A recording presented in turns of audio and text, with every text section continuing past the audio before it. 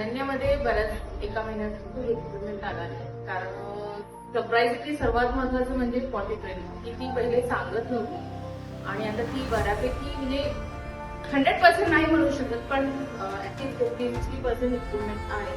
कारण ती पहिले सांगत नव्हती, स्वतःहून जात होती. पॉटी फार म्हणजे तर ती स्वतःहून जाते, सांगते बरेचदा. तर हा माझ्यासाठी खूप महत्वाचा एक माइलस्टोन आहे, जो आता ती 50% अचीव्ह झाला आहे. आणि बाकी अकॅडमिक्समध्ये पण थोडं इम्प्रुव्हमेंट आहे आणि आय होप की असंच पुढे वेगवेगळे इम्प्रुव्हमेंट होत राहील.